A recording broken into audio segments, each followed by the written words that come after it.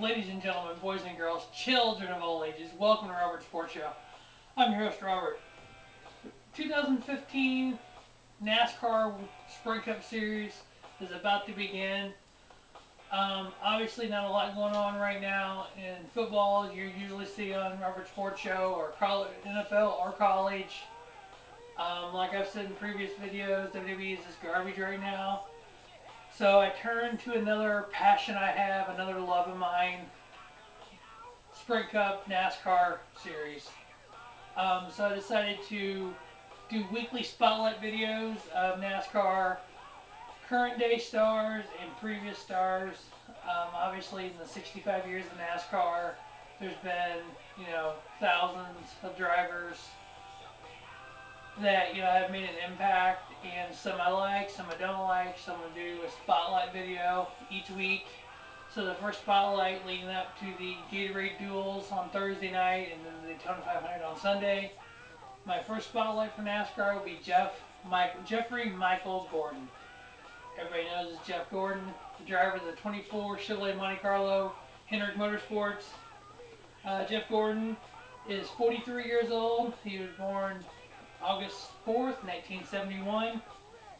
He grew up racing little go-karts and midgets and whatnot. In 1990, he was the USAC National Midget Champion. He also made his first, which was then Busch Series, now the Infinity Series, start that year. In 1991, he was the USAC Silver Crown Champion. In 1991, he was also the Busch Series Rookie of the Year. He finished 11th points that year. In 1992, driving for Bill Davis Racing in the Busch Series, driving Ford Thunderbird. Baby Ruth was his sponsor. Number 1 was his car number. He had 11 poles in the Busch Series. He finished 4th in points, and he started his very first Winston Cup race November of 1992, the Hooters 500 at Atlanta Motor Speedway. That Atlanta race was kind of the passing of the guard, I guess you would say, between the King Richard Petty, who had his farewell season that year, who his last race was the Hooters 500. It was the first race for Jeff Gordon's luxurious NASCAR career.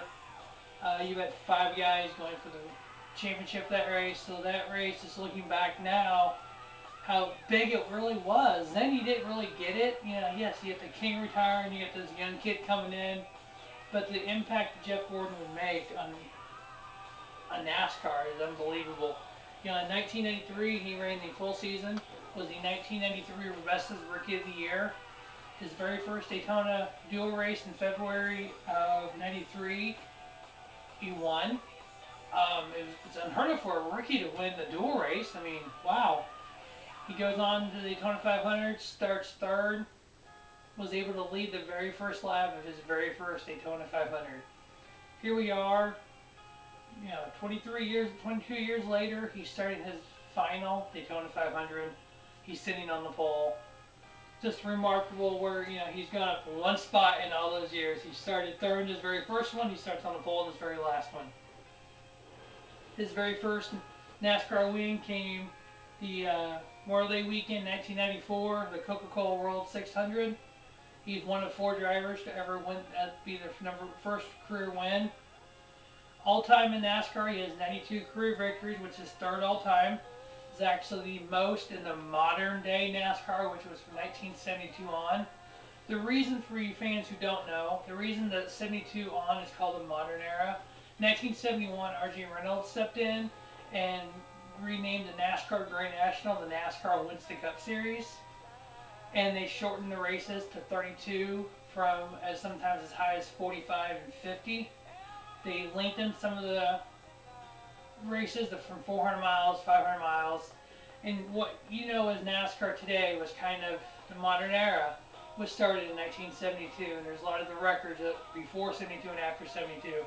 And with 92 wins, he's 3rd all time behind Richard Petty and David Pearson, and he is number 1 in the modern day era.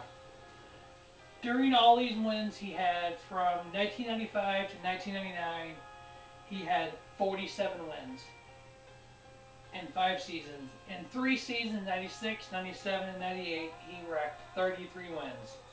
In 1998, he capped off with 13 victories that year, which is the current modern day record.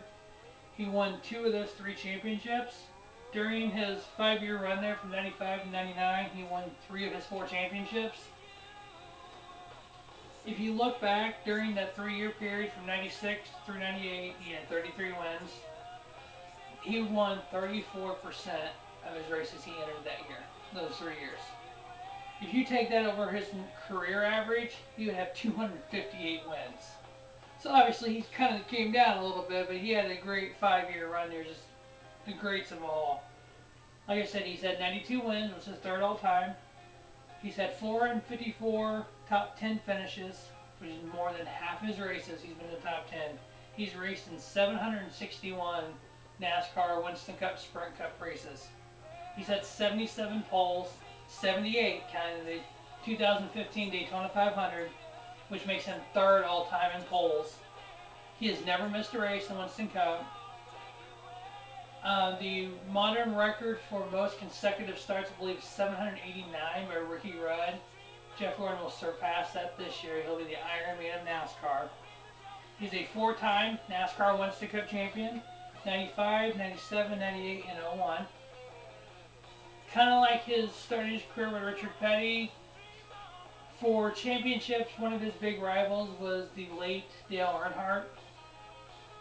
In Jeff Gordon's very first Daytona 500, like I said, he led the very first lap. For the vast majority of that race, he drafted with the legend Dale Earnhardt. As the Intimidator would always do to a lot of people, he hung him out. You know, drafting Daytona, you know what I'm talking about. He hung him out at the last lap. I let him, he ended up finishing 5th, I believe it was. But obviously, you can't really talk about Jeff Gordon's career without talking about Dale Earnhardt also. Unfortunately, 14 years ago today, Mike Helton uttered those infamous words, we've lost Dale Earnhardt. February 18, 2001. So that was a tough moment for the sport. Obviously, Jeff Gordon continued on that year in 2001 and won his 4th championship. Ironically enough, Dale Earnhardt won his 7th and final championship in 1994. Jeff Gordon won his 1st in 1995. Gordon won his final 4th championship as of now in 2001. Since Dale Earnhardt passed away, Jeff won the championship that year and has not won since. NASCAR has 4 crown jewel races: the Daytona 500, the Brickyard 400, which is in Indianapolis, Indianapolis Motor Speedway, the Coca-Cola 600, which is the Charlotte Motor Speedway, and then the Southern 500, which is in Darlington, which is the oldest speedway on the NASCAR circuit. At Daytona, Jeff Gordon has won the Daytona 500 3 times. His first one was 1997. His last was in 2005. I'm hoping for a 4th Daytona 500 win in 2015. He's won 5 Brickyard 400s. His 2nd career victory in 1994, and then last year he won the Brickyard. He's actually from Indianapolis, so he grew up in the area of the Brickyard. He always dreamed about racing there. When he went to win Sprint Cup or NASCAR, he never thought he would be able to win there, and he's won there record 5 times. Charlotte Motor Speedway, where his first win came, Coca-Cola 600 Memorial Day weekend. He's won the 600 3 times. In 1994, his first career victory, and then in 1998. At Darlington, one of the toughest, oldest tracks on the NASCAR circuit, he's won 6 times in the Southern 500. His first was in 1995, the year of his first championship, and then in 2007 he won his last race there. The Winston All-Star Race, which is also at Charlotte in May, the week before Memorial Day, he has won the Winston, which is the All-Star Race for the previous winners, for the actual race winners of the previous year. He has won 3 times. Like I said, he won his very first duel in Daytona. the 2 qualifying races. He's won the duels 4 times. He's won the Bush Clash / Bud Shootout / Sprint Unlimited, which we ran last weekend. He's won it 2 times in his career, in '94 and '96. From 1995 to 2000, he raced in the International Race of Champions, the IROC Series. He's also raced in 2007. He raced in the Rolex 24-hour Le Mans race. That's in Daytona, a month before Daytona 500. The team he drove for finished 5th. As a Jeff Gordon fan, he's done a lot of questionable stuff by some people's standards. Either you love him or you hate him. I've always been a Jeff Gordon fan since day one, since his rookie season. When he won all those races in the late 90s, a lot of people didn't like him because of it. You know, as a Gordon fan, I stuck behind him. And there's been a couple years ago, he didn't win any races, and I was a Gordon fan. It's remarkable for me being a NASCAR fan for almost 30 years now, having a driver of this magnitude, watch him come up, and now watch him retire.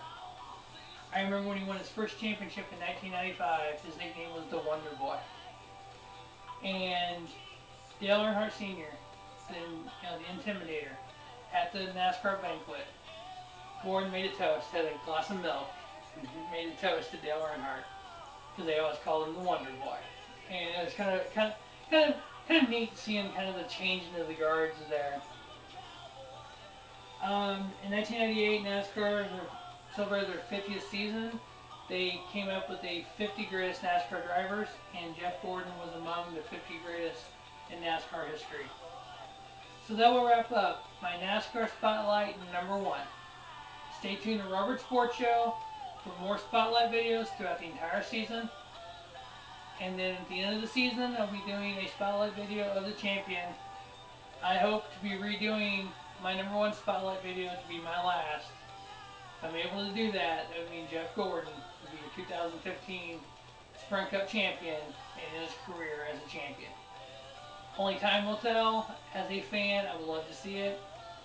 If he was able to win 13 races and tie his 1998 record, he would be tied for the second most wins all time in NASCAR with David Pearson with 2. He would be 4th in championships with 5. Behind only Richard Petty, Dale Earnhardt, and his teammate Jimmy Johnson. Only time will tell if these records will happen for him. But as a Jeff Gordon fan, I hope you enjoyed my first Spotlight. So stay tuned for my second Spotlight, which will be the Silver Fox, David Pearson. Stay tuned for that. As always, thanks for watching Robert Sports Show.